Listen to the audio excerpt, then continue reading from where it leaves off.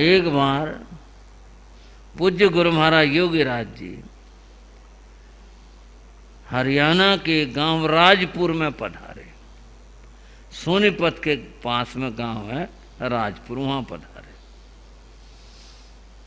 उनके जीवन की जवानी का समय था जो था, खूब रंग लगे, खूब से अच्छा हुआ। फिर एक दिन घोषणा कर दी, भाई कल बिहार करेंगे।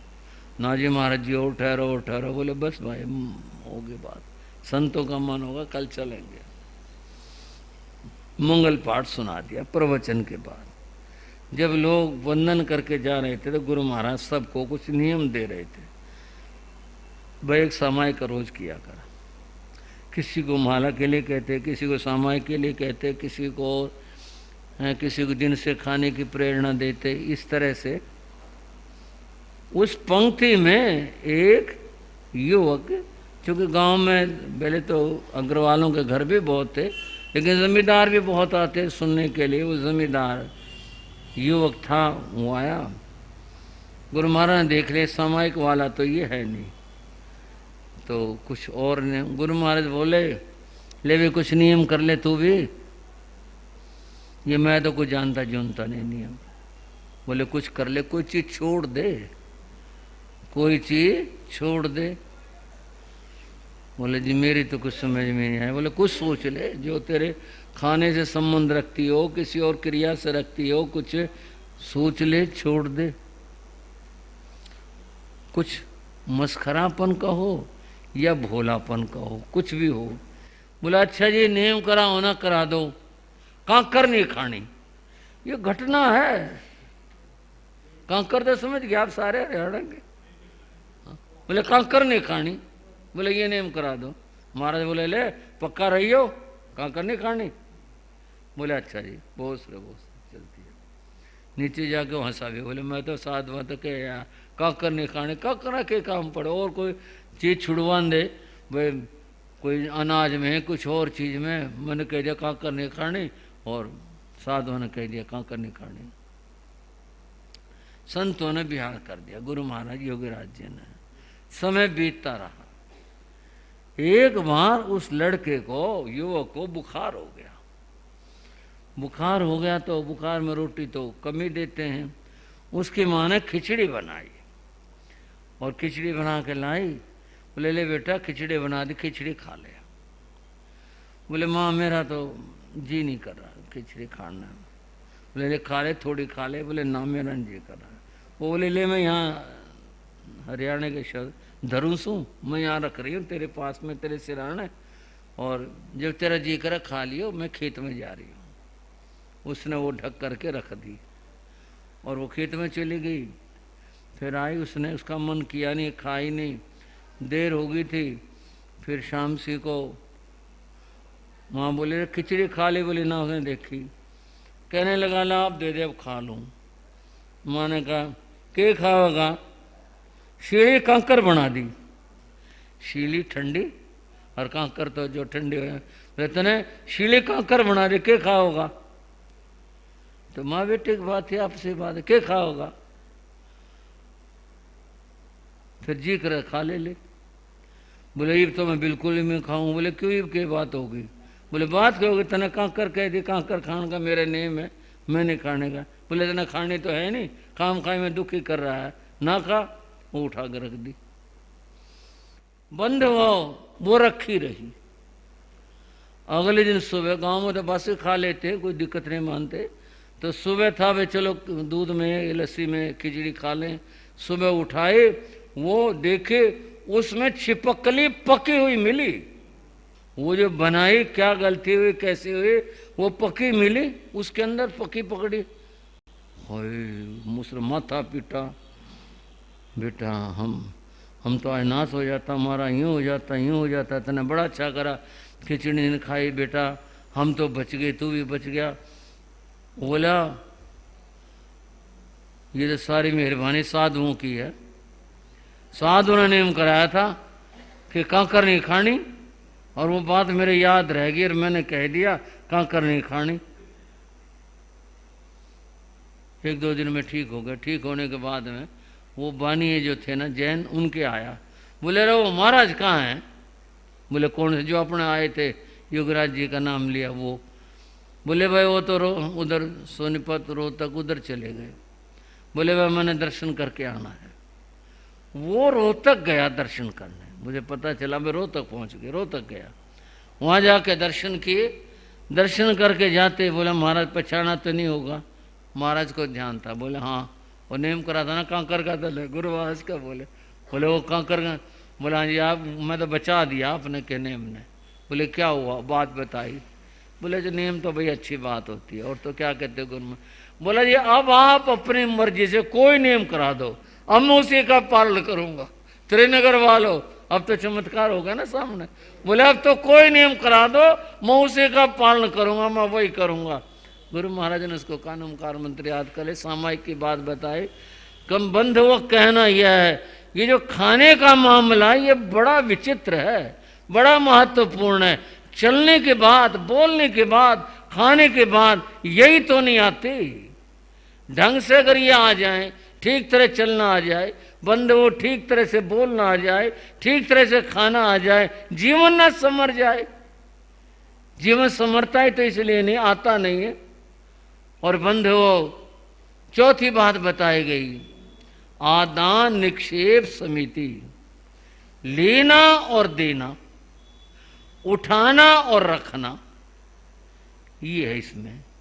भाई ध्यान से लो, ध्यान से दो, ध्यान से उठाओ, ध्यान से रखो, ध्यान से काम करो, इसको आदान निक्षेप समिति कहते हैं। ये व्यवहार है। अब इसमें क्या बात है? इसमें बड़ी बात है कि आप किसी को चीज कैसे देते हैं, आप किसी से चीज कैसे लेते हैं, क्या है? आप चीज को रखते हैं या गिराते हैं? आप क्या व्यवहार करते हैं? बेटे ने पूछा माँ रोटी वहां उसमें पड़ी होगी, ठाकर खा ले। रोटी पड़ी होगी, रोटी पड़ी होने की चीज है, अगर रोटी रखने की चीज है। पड़ा होना तो वो होता है जिसकी उपेक्षा होती है, बेकार चीज होती है, उसका पड़ा होना होता है। रोटी रखने की चीज है, बोले पड़ी होगी। किताब कहाँ? वहां पड़ी होगी अलमारी में, पड़ी होगी, रखी होगी, बोलने की बात है ना। पता ही नहीं इस बात का, किताब ज्ञान की चीज और पड़ी होगी। अरे किताब रखने की चीज है, सम्मान कीजिए, आदर की चीज है, वो पड़ी होने की चीज है, डालने की चीज, फेंकने की चीज है क्या? बस बात है ऐसी, आता ही तो नहीं, आचरण ही तो नहीं है। आदान निक्षेप ठीक प्रकार से लेना देना रखना, ये आना चाहिए। अब बात बड़ी लंबी सी होगी, घड़ी ने जवाब दे दिया। अब फिर कोशिश करेंगे कल के बारे में, आज की भी सुना दें, कल की भी सुना दें, जैसा होगा। अब थोड़ी सी बात, पंक्तियां जहाँ रोज चल रही हैं वो कर लेते हैं।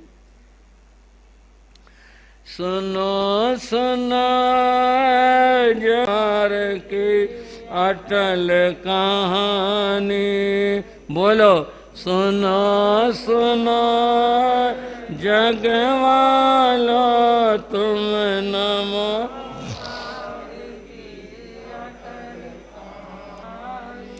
भला हो मत सागर मंत्री का निज कर्तव्य निभाया था, गुप्त द्वार से बाहर लाकर उसने हमें बचाया था।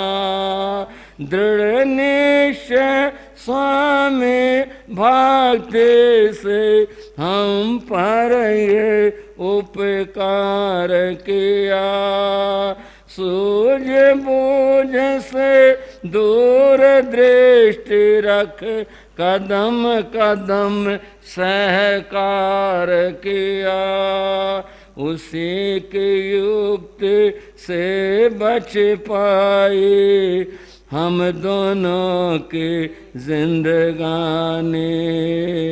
सुनो सुनो जग वालो तुम नमोकार के अटल कहानी। सुनो सुनो जग वालो तुम नमो। बंद वो कथा ये थी।